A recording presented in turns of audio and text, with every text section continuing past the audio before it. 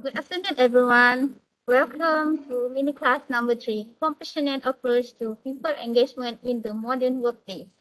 Ms. Lily is an integrative coach committed to empowering leaders to thrive.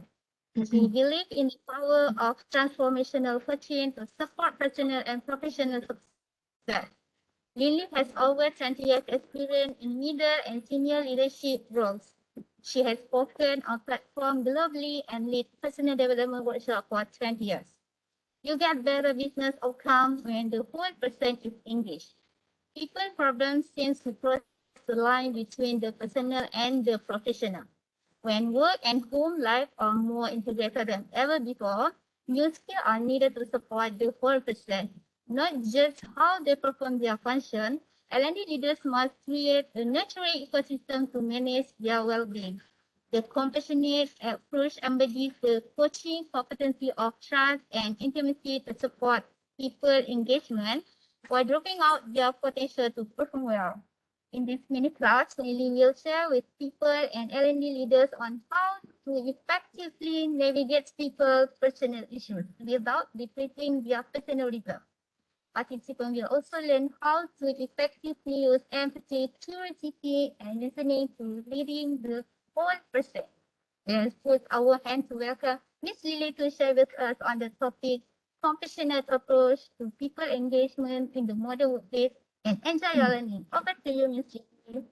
Thank you, Asan. How are you? It's just wonderful to see you again, and thank you for welcoming me into this fantastic conference. And I just want to welcome everybody that has chosen to be in this mini class today.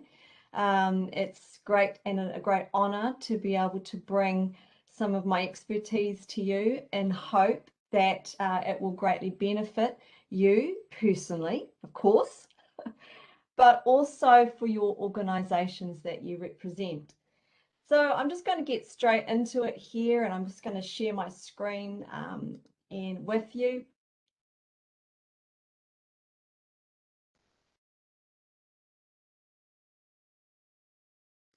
Just 1 second. Let's try that again.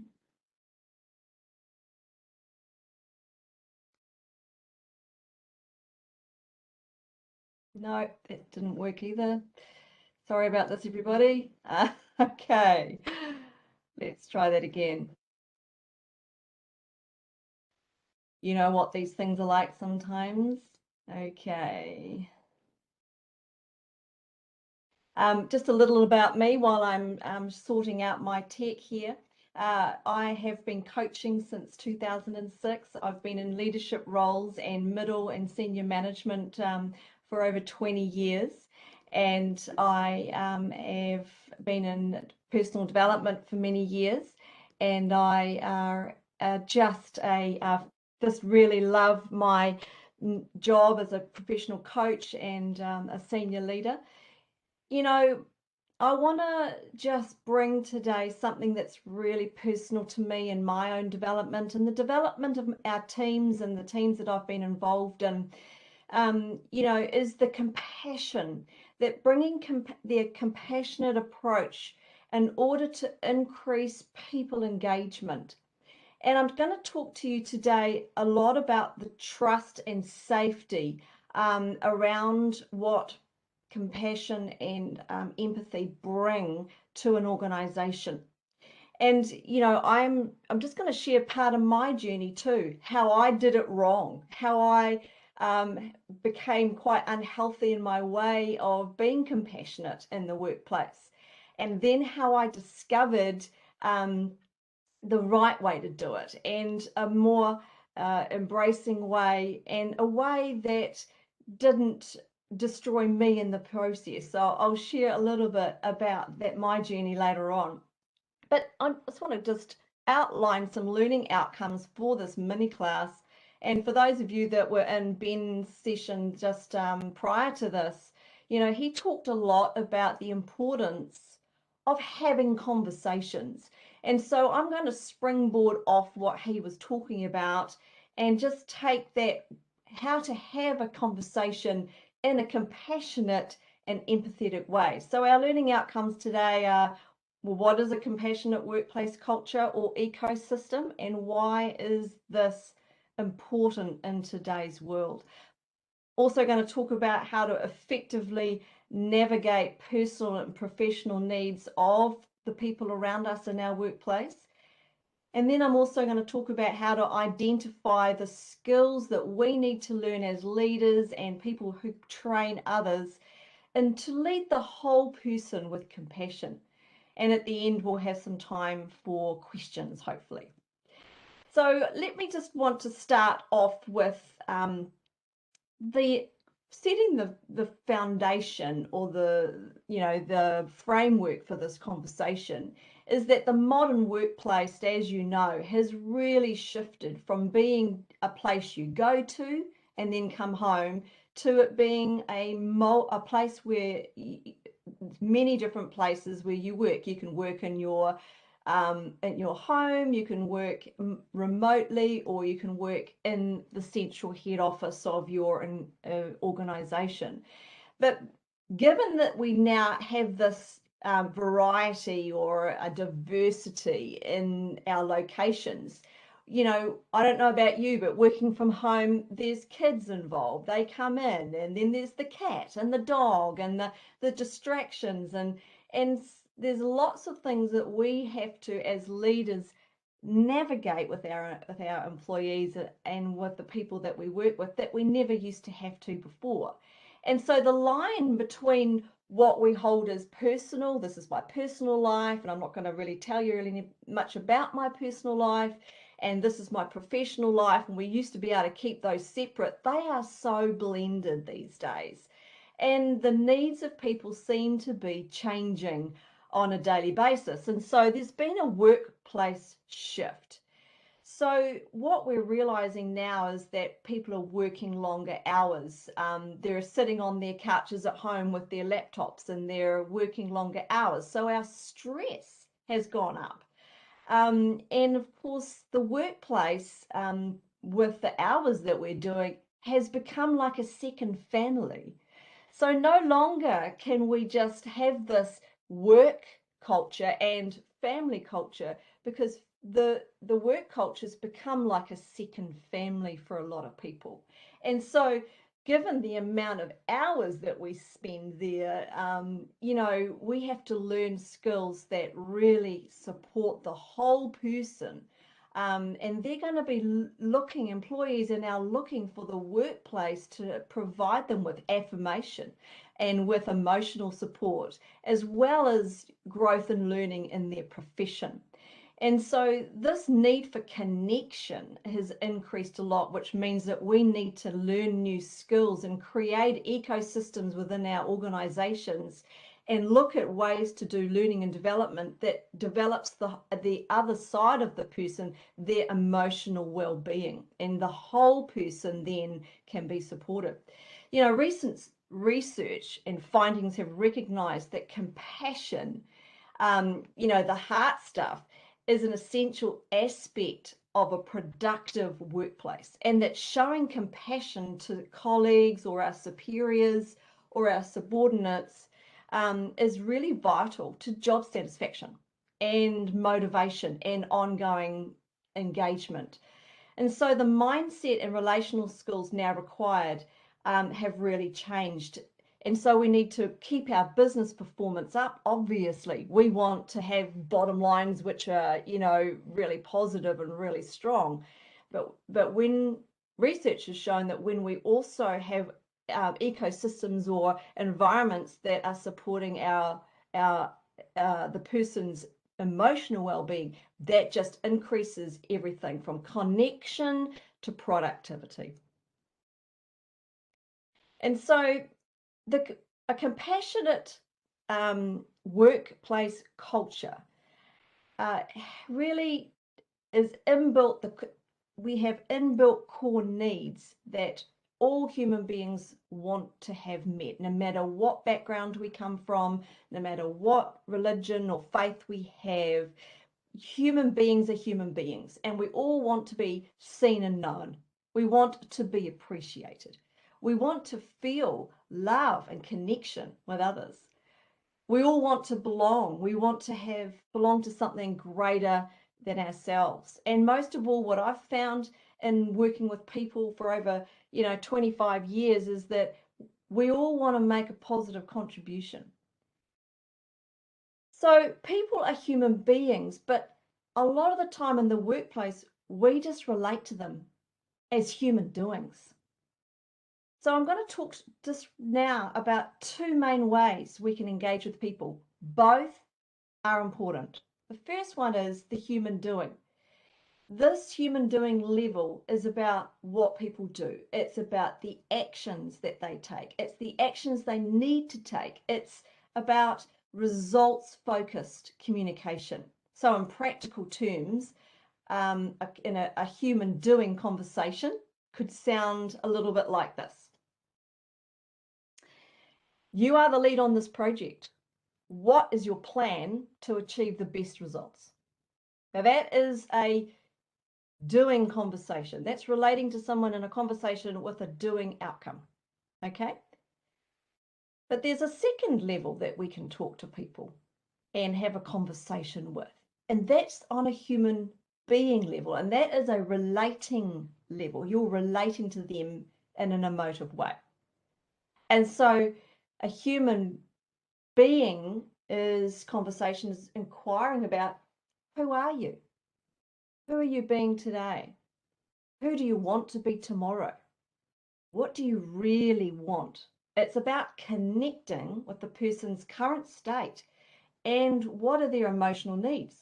What are their emotional desires? What are their wants? So in practical terms, if we put that into a conversation, talking to a human being conversation could sound like this. You're leading this project. What do you feel about the challenges of being the leader of this project? What kind of support do you need as you step up into this new responsibility and deal with new pressures? So leading the whole person is not giving away these results orientated conversations. No, it is adding in the conversation about how they're doing about what they're doing. How are they feeling about what they're doing? Who are they being? And so it's about really supporting their emotional needs is to enhance their performance. So I'm going to do a little bit of a poll here. I'm just going to stop sharing my screen. And I'm going to do a little poll. And Vincent, I think that you're going to ignite that poll for me if that's okay. And we're going to ask a couple of questions, and I really want to hear what you have to say. I want to hear how you have experienced or what you have experienced in your workplace with colleagues or leaders that have been relating to you.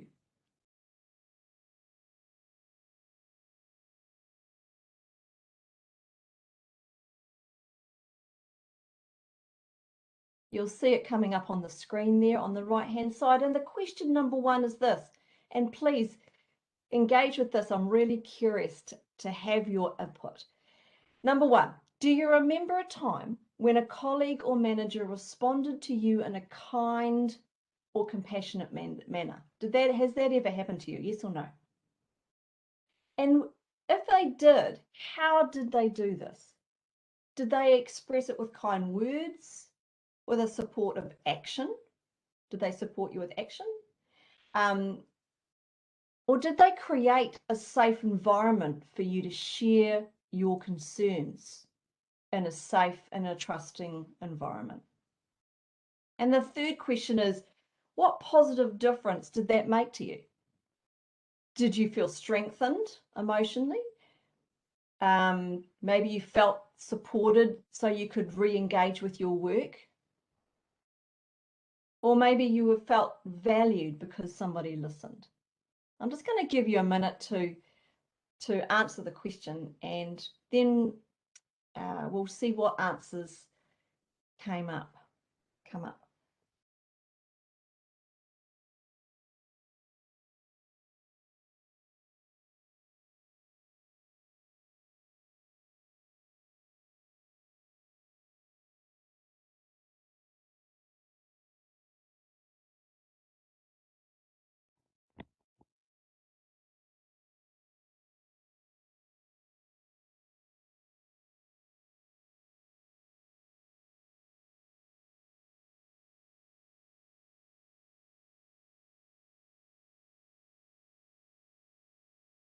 So Asar has ended the poll, so we'll just bring up the results.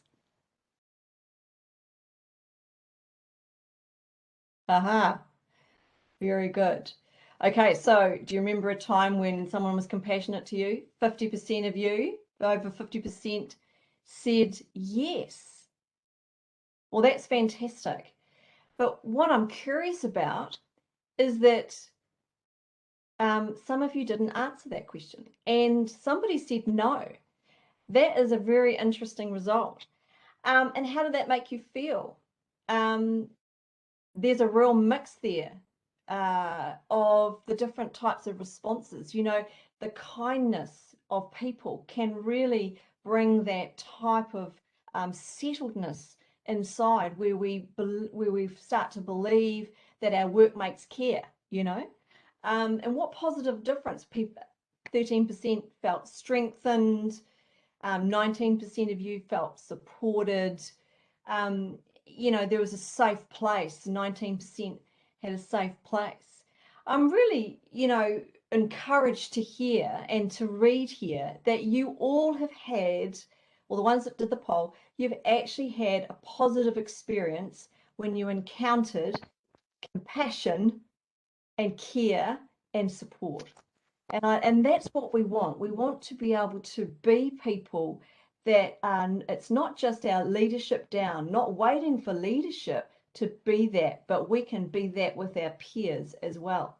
Okay, thank you, Asa. That's just fantastic. I think we'll just carry on with this.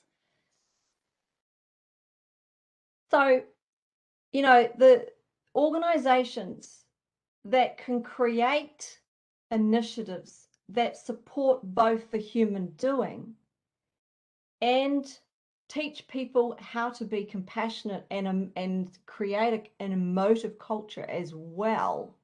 Both the cognitive and the emotive learning will create a balanced ecosystem that benefits the whole person and the whole organization.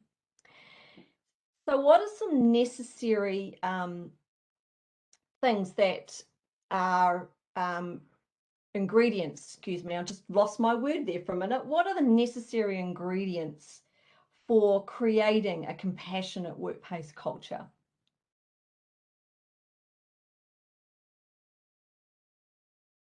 Cultivating a sense of love and connection between people helps fulfill our relational needs. We're not, and when I'm saying love and connection, don't get all excited now about romantic love in the workplace. I'm not talking about romantic love in the workplace.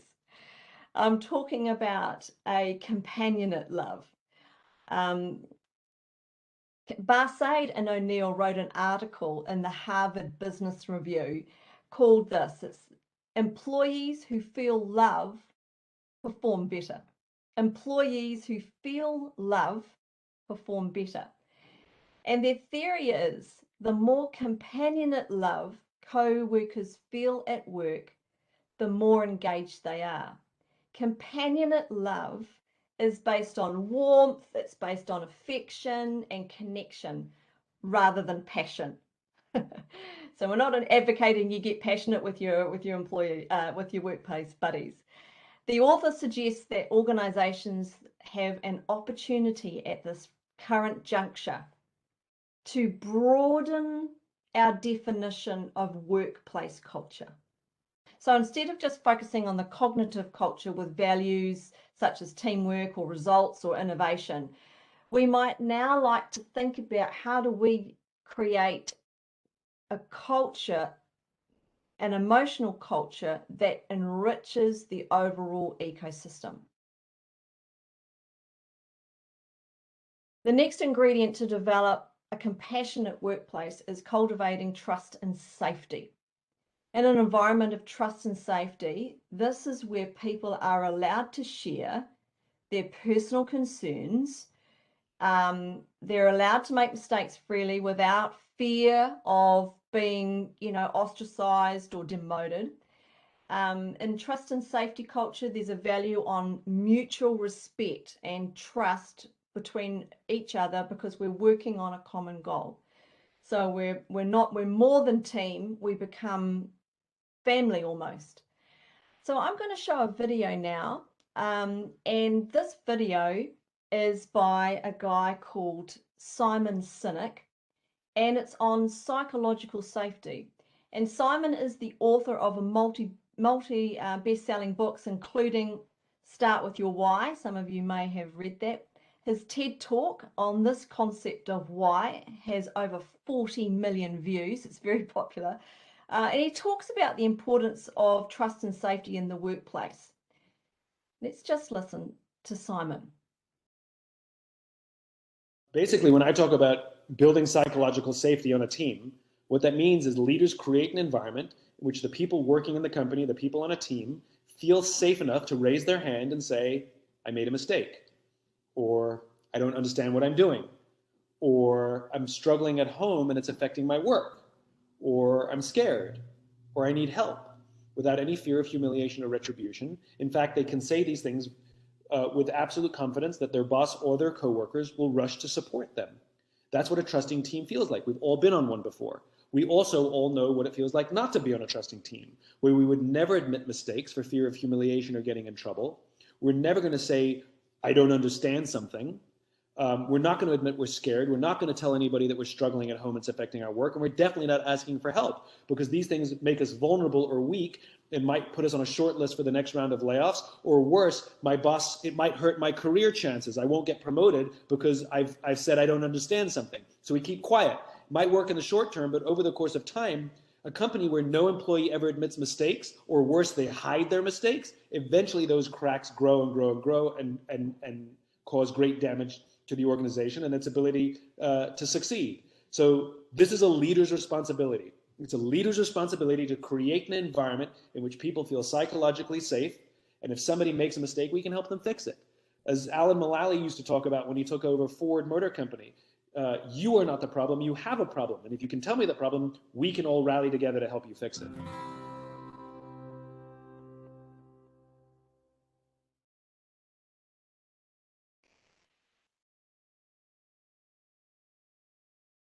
So what what he was talking about really is that there are really important elements to creating a psychologically safe culture. And it is where people feel, and this is a feeling word, they feel safe, and they can trust, okay? And so one of the taglines at the end there, you might have noticed at the end of the video, it says, be there for each other.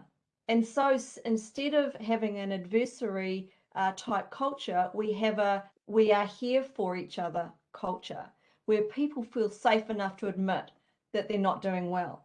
And so in the absence of trust and safety, fear and shame grow. People who fear negative responses or repercussions to sharing what's going on for them on a personal level or any of their concerns tend to withdraw. So fear and shame tend to make you want to withdraw, which leads to detachment. Okay, and so detachment in the workplace ends up being loneliness, because once you're detached from people who are important to you, then that's a lonely space in which really our self-confidence takes a dive, our performance takes a dive, our innovation takes a dive, and our productivity takes a dive. And so we don't want detachment. We don't want people feeling lonely in the workplace and not connected. Lack of connection with a team is one of the number one reasons why people want to seek different employment, looking elsewhere for employment. And so we really want to maintain our workforce, well, most of them anyway. And so we really want to keep a place of an ecosystem. We want to create this and maintain an ecosystem where innovation's happening and high performance is happening, but also trust and safety is happening and relational connection. The safety in order for people to be able to share concerns and what's really going on. Because actually at the end of the day, what's going on in the subconscious always affects what's happening on the outside. So I'm just going to tell you a little bit about my story personally. And, you know, I have been in this game for a number of years, and about 18 years ago, I had a role in an organization that was a faith-based organization, and I was the director of a personal development school, or live-in community development school. And part of my personality is really, you know, if you know the DISC profile, the DISC, I'm a D, you know, and I am quite a go-getter. I'm quite focused. I love empowering people. I'm the sort of person that, you know, when I watch the Olympics, and there's the medal ceremony, you know, I'm crying for the people that have won the gold or the, you know, the silver, because, you know, they realize their goal. They put years of effort into something and they realize their goal. And I just find all that kind of achievement really moving. But what I also realized was that, you know, I realized that compassion was a really important part, and loving the people that you're leading in a companionate kind of love is really also important. And so I went on a quest to try and be more compassionate. You know, I'm just going to be more compassionate. But what happened was, for me, I didn't really understand what compassion was. I didn't really understand what empathy was. I actually fell into this trap of believing that compassionate behavior towards others meant I had to fix people. I would spend hours counseling people, sitting with them, hearing about their problems, and I felt an obligation to fix it. And so that obligation, after many years, became a very heavy burden for me. And I just got really burnt out. And I really did it all wrong. And so in my quest, which was honorable and noble, to become more compassionate and understanding, I kind of went overboard and did it all wrong. And so when I'm going to talk to you about this, how to do compassion in a way that doesn't burn you out, I want you to know I have really lived this myself. And so let's just have a look at my story. And so, you know, A-type personality, visionary, action-orientated, achievement, and all that was really important. And that's who I was in the beginning. Yeah, that is me 20 years ago. So I'm look a bit different than I do today. But that was me. I was a public speaker. I was a trainer. I was, you know, everybody's fix-it person. But after 5 years of doing compassion wrong, I actually ended up like this. And I got compassion fatigue, and I had to resign from my role in order to recover. So I just went from people to give me a desk job and I don't want to talk to anybody. And so that was me for about a year while I recovered. So this crisis drove me to seek out an answer to caring for people without killing myself. So I thought to myself, there's got to be a more effective way to support people. And that's where I discovered the profession of coaching, the professional coaching training. And I realized that it was a more healthy and effective way for me to be able to support the people that I want to support, to be able to encourage people, to be able to exhort people, cheer them on. And, you know, it took me on a journey of personal transformation. And so through this journey, I had a transformative mind shift. I had a transformative mind shift that was absolutely fundamental for my future as a professional coach. I went from the mind shift of people are broken, and being compassionate means I have to fix people, I have to find solutions for them, to people are powerful, resourceful, and whole. They're already powerful, they're already resourceful, they're already whole.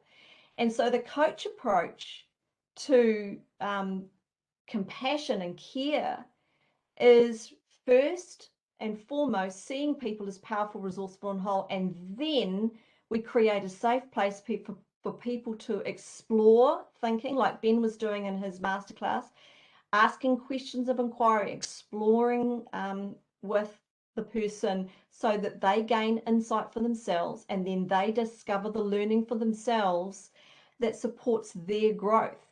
And so you are like a midwife, just moving that process along. And so lights went off for me and I found my calling. So coaches direct the focus towards what the person towards the person's learning and the person's growth and their own insight. We don't have to fix anybody. And so this really helped me in creating cultures, and since then with the organizations that I lead, that I now adopt the coach approach to leadership and developing people, where I don't get emotionally drained, I don't burn out, and my employees and my people that I work with feel more empowered than before, when I used to used to lead in a different way. And so there isn't a more empowering way. And I'm just now going to move on to talking about empathy, curiosity, and listening, that are the core competencies that we develop as coaches with the coaching mindset. So the skills that we need to learn to leading the whole person with compassion and care, there's three main ones. One is empathy, the next is curiosity, being curious, and the other one is active listening. And so let's just expand empathy for a minute, because empathy is quite a diverse skill with different elements to it, which I will unpack for you now. Empathy is not self-pity. It is not pity for another person. It is not, oh, poor you or poor me. Compassion is not taking on the responsibility of somebody else's emotional burden. It is not being responsible for them. Compassion is defined as a feeling that rises up when you are confronted with another person's suffering, okay, or challenge, or problem. The thing is, you feel motivated to actually do something about it. And doing something about it could be anything from asking how they're doing to supporting them to find their solutions. And in my research around compassion, one of the things I found really fascinating is that compassion actually has a biological basis.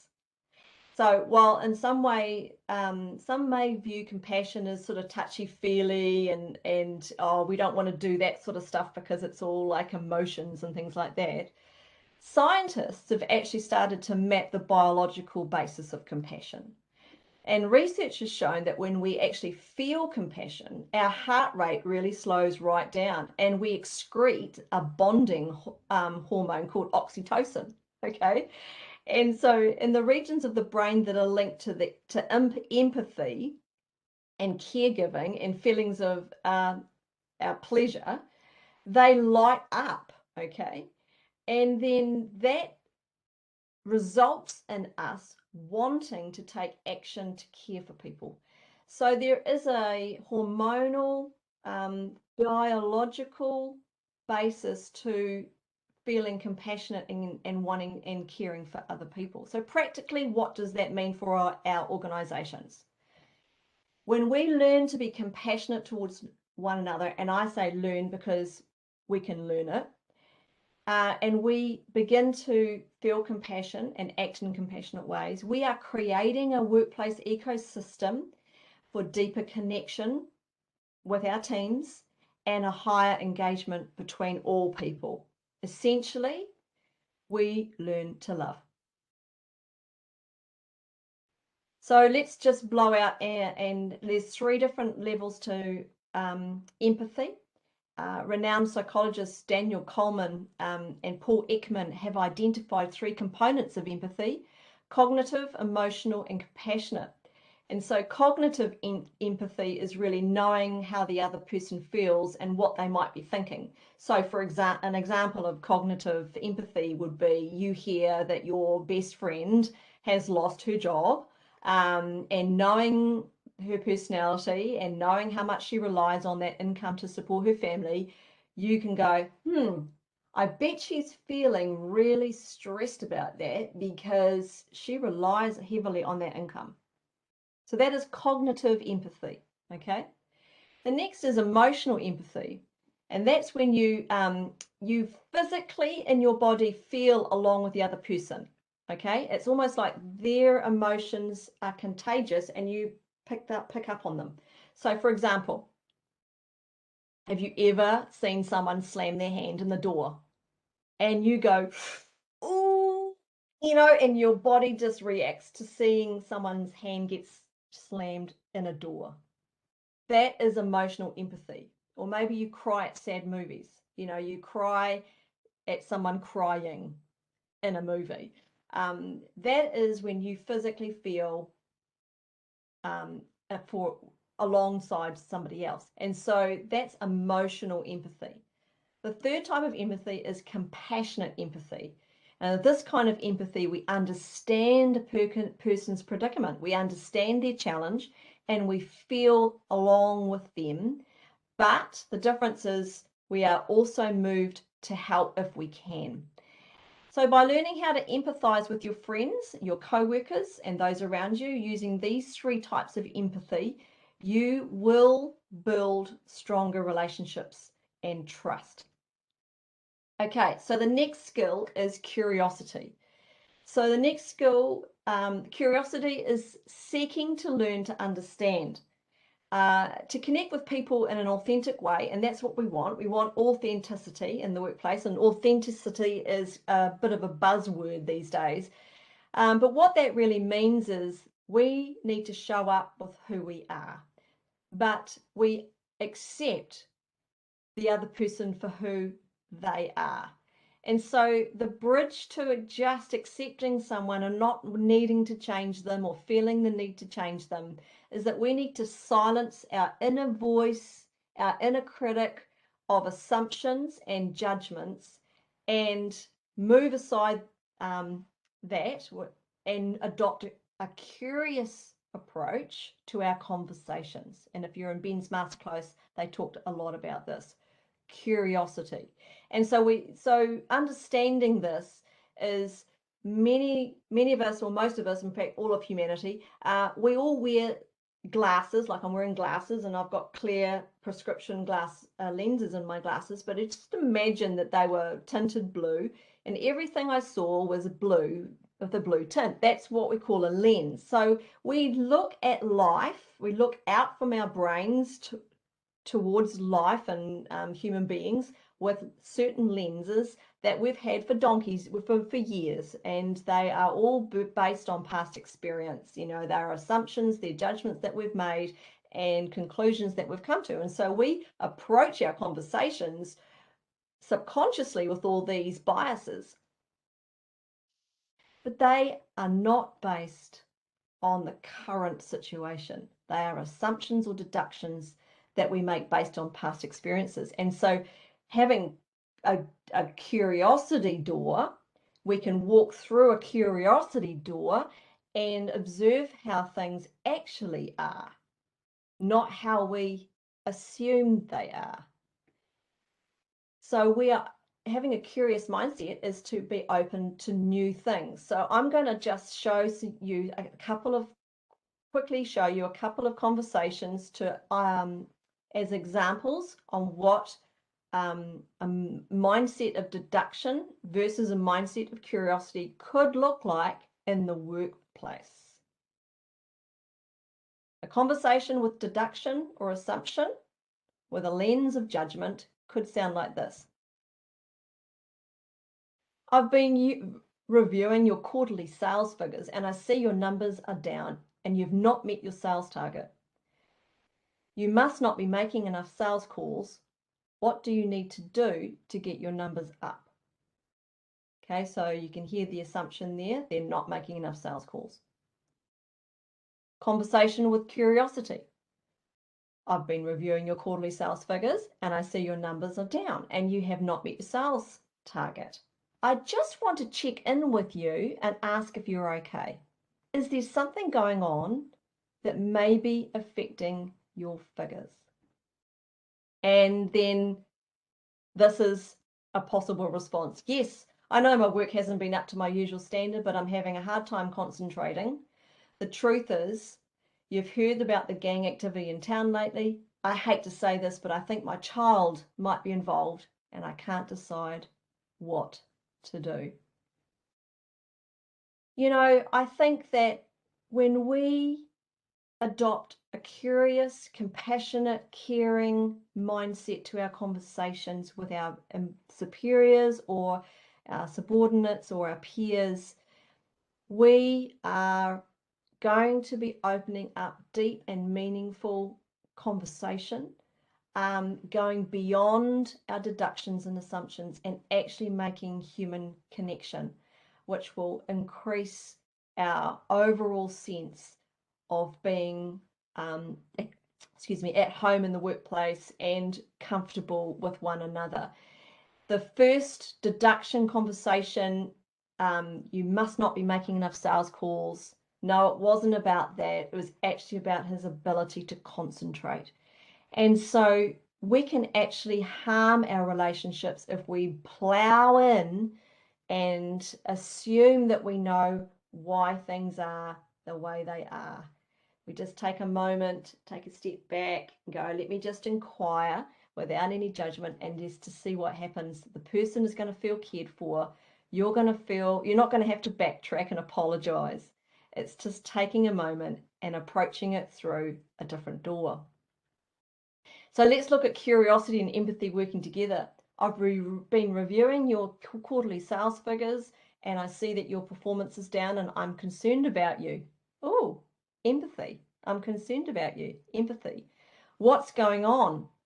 Curiosity. Are you okay? Empathy.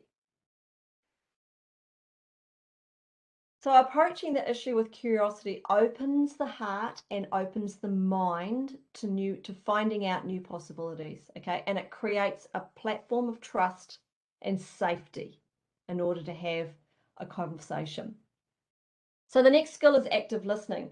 And all these kind of really go together, but active listening is intuition and observation to hear what is not being said as well as what is being said. So it's actually using all your 5 senses, your feeling, intuition, what you're hearing, what you're seeing. It's using all of you to listen. So active listening is to hear what is not being verbalized. Communication is more than words, and you know this. There's body language, and we've done lots of studies around body language, like crossing your arms just feels a bit like, you know, you're shutting people out. And when someone leans forward and listens to you like this, you know, that communicates a listening expression. And so we know this, right? And I just wanted to talk about something personal here. I love animals and I've had pets throughout my entire life. Okay, I've had budgies, I've had fish, I've had cats. I don't have a dog, but I've got good friends that have had dogs and I know how dogs relate to humans. All my pets had ways of communicating to me that I was able to understand, and none of them spoke English. Yet I was able to develop and tune in to my pets and to understand when they needed attention, when they needed affection, when they needed food. That's not hard because they're, you know, they tell you quite openly when they need food. But you're able to hear the heart of people by creating a curious mindset that is observing everything about the person. And so just as I was able to, you know, do it with my pets, we can do it with human beings as well. So have you ever had a discussion with somebody where their words are saying one thing, but their energy and their body language is saying something completely different? If you are able to discern between those two things, you already have a skill of active listening. So let's just have a look at this in a deeper way. There's a difference between hearing and listening, and I really wanted to just nail this one because hearing is the physiological act of hearing sounds. In other words, if your alarm goes off, you hear it. That's what hearing is.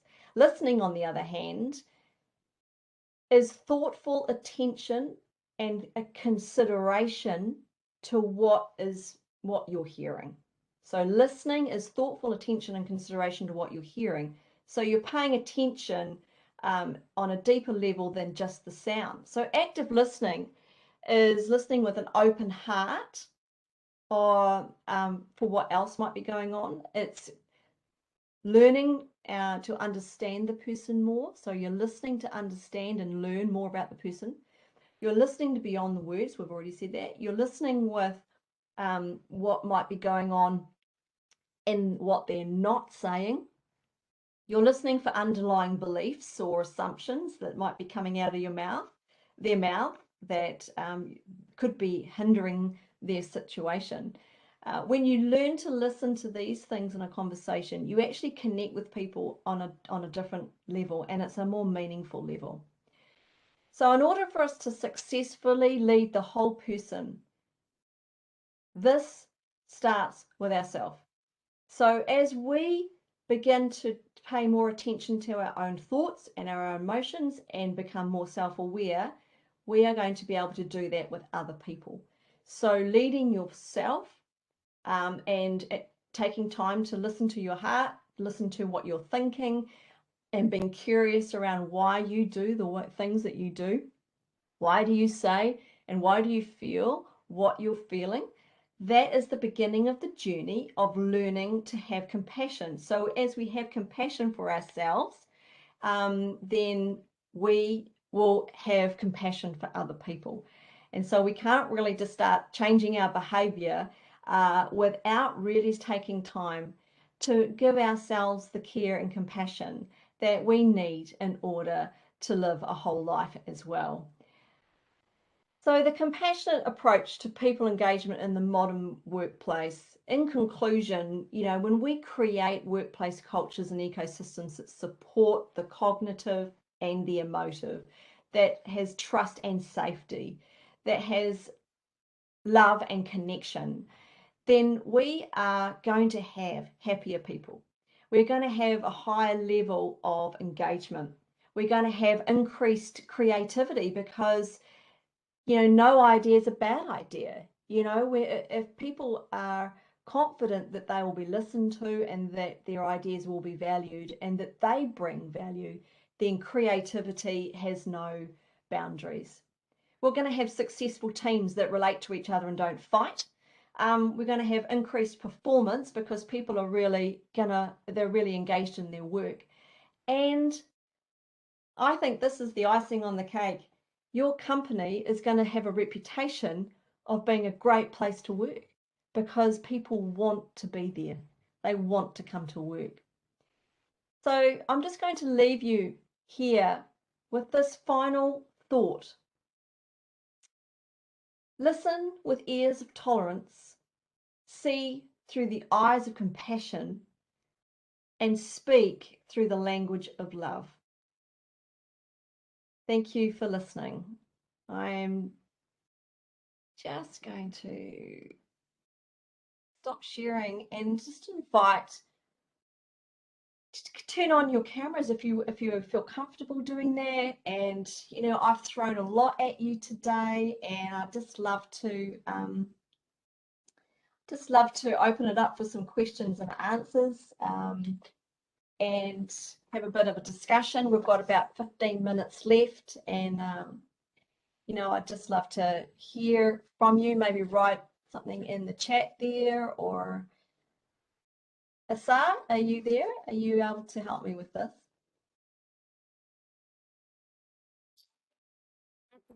Yeah, so the question from Mariam. So the question is, how do I be compassionate with an underperforming employee? I'm really sorry, but your audio is quite hard to hear. Can you say that a bit louder? Okay. The question is from Mariam. The question is, how do I be compassionate with an underperforming employee? Oh, how are you compassionate with an underperforming employee? You know, that is a brilliant question. You know, there's some techniques that we talked about today, some principles of inquiring below the layer of performance. So instead of just saying, you know, you're really not, you know, you instead of, sorry, going after their behavior, inquire what's going on for them at home. Inquire, you know, what is underneath that could be causing them to worry or be stressed or whatever that might be affecting their work. And listen, you know, value the person first. I think that we all want to know that people value us just for who we are before they value what we do or bring to the organization. So if you can actually communicate with them that you care about them, that you value them as a part of your team, that you know, use the because of you this team is doing this, and then after you have valued them or communicated that you value them, then ask a curious question. How are you really doing? What do you like about this job? What don't you like about this job? What support do you need? And just sit there without any judgment. Just let the space be the platform there for them to really share. And no matter what actually comes out of their mouths, they might share something shocking or whatever. Just make sure that you're very calm when you listen to their response. So that then will just open up a great dialogue. Yeah. Thank you for asking that question. I hope that answered that for you. Okay, Nelly, we have another question. The question is from Shamin. I am experiencing high stress in my job. And how do I apply compassion to myself? Yeah. I love that question. Yeah, me too. It's a great question. You know, self-compassion is a learned skill. We are often our worst critic. We are often treating ourselves worse than we treat other human beings. And that has to shift by starting to value yourself and taking small steps. And so asking yourself, what do I really want? What do I need? And, you know, what is it that makes me come alive? And do things for yourself every week that is going to fill your tank. You know, like it's going to put gas in your tank. That's going to make you feel alive inside and built up inside. Be your own safe person. Grab hold of those negative thoughts and push them aside. And I think a lot of us have to get to the point, and I know that this was me, like when I went through burnout, it wasn't full-blown burnout because I had some great friends around me that supported me, so I didn't go over the edge, and I think I'm very grateful for that. But I put some boundaries around myself around how many hours I work a day. What responsibilities am I saying yes to, but also what am I giving myself permission to say no to? Okay. I think that we can get ourselves overwhelmed out of, you know, wanting to please people or be seen to be the person that's doing everything. But in actual fact, your capacity is limited. And so find out for you, self-compassion, I think, is really being kind to yourself, lowering your personal expectations to a more reasonable level where you're not expecting yourself to be, you know, performing better than anybody else around you, but you need to be going back and redefining what is a good level for you where you are enjoying life and you're feeling like you are full, you're not running on empty all the time. So I hope that helps. Thank you. We have another question from IR Joanna. The question is, as observer, how do I need to take action for employers? Deal with employee by isolating the employees and not involve the employees with others on any task. I'm really sorry. I would love to be able to have heard that. Could you just say that? Am I able to read that somewhere? Because I didn't quite catch that. I'm sorry. Are you hearing me? Can you write that in the chat so I can see it? Alright. Sorry about that. My audio, I can't quite hear what you said. I'm really sorry about that. As an observer, how do I need to take action for an employer deal with employee by isolating the employee and not involve the employee with others on any tasks?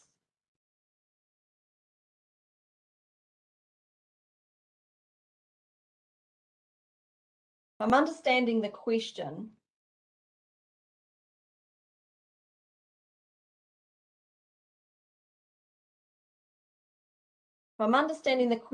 you've got an employee that is being isolated and put a boundary around their tasks. Is that correct? You need to be building up the employee on all levels. So if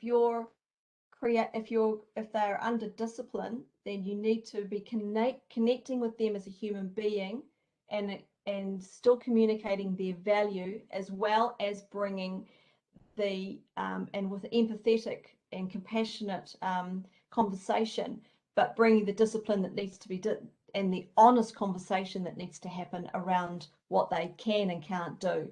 And so you can absolutely lead and absolutely take command of the situation and still be compassionate and not mean. You know what I mean?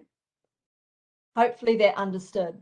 Okay, so another question here. Dear Lindley, I'm a coach in my organization as well. My insights based on my experience, we do have leaders who show up as leaders coach with compassion, great listening skills and empathy. Based on your extensive experience, what do you do to actually encourage other leaders to demonstrate those skills as well? Oh, great question. To understand the importance of creating a safe place. I love this question. Leaders go first. Leaders go first. So you get to share something that is personal with your people first. You create the space where you own up to a mistake that you made. And maybe you are sharing something that you find challenging. So your level of vulnerability as a leader, you're not going to have to share everything. You don't have to share any major big deal that's going on in your life, but find something that you feel is appropriate for your situation and be vulnerable with your people. And how you show up with your vulnerability will set the temperature for your team. So when you trust them with some personal information, something that you're struggling with, ask them for some help or some advice, or find one person or two people that you can have a heart conversation with and go, I'm really struggling with this, and if you got any input, you get to go first. So your level of vulnerability sets the temperature for everybody else. Great, love that question. Thanks, Fania. Okay, is there one more here? It is understood that understanding empathy to others is important, especially to the subordinate. Yeah. How about when dealing with others with lack of empathy? I've got one of those in my life right now, and who, you know, is just 0 on the scale of empathy. I think we can demonstrate empathy, and as we demonstrate empathy and we give empathy, I believe that makes a difference in people's lives. And so if you've got someone who doesn't have empathy, you can start to talk to them and ask them some questions about, you know, when you had that conversation with that person, what was going on for you? You know, what was it that was really upsetting for you about that situation? Or, you know, you can ask questions that are not just the cognitive level, but actually hit down here with that person, so they can begin to learn to be more self-aware. So people who don't have empathy, or lack empathy, or aren't skilled in empathy, or have never had empathy demonstrated to them, we can, number one, we can show and model. Number two, we can lead them through, you know, some self-awareness, where they become more aware of how they come across and how they're showing up in a team. So yeah, thank you very much, everybody. Asa, is there anything else, or are we going back to our dialogue? Are we going to the dialogue space? All right, thank you, Lily, for your sharing session. And everyone, before we go to our next, please share your opinion and review experience regarding this session by complete the survey we already post in chat. And we meet you again in Hara Garden at 5:10 p.m. See you there. Stay safe, everyone. Yeah, so I think we're going to be going to a dialogue room where all the workshop speakers are going to be answering questions. And so we invite you to carry on this conversation in our dialogue room as well. So thank you, everybody. It's been great, great sort of seeing you today, and just have a fantastic week. And the rest of the conference, I'm sure, will be rich with information for you. Thank you for all the thumbs up. My heart is feeling warm. I'm feeling the love. Thank you. Thank you. Thank you. Thank you, everybody.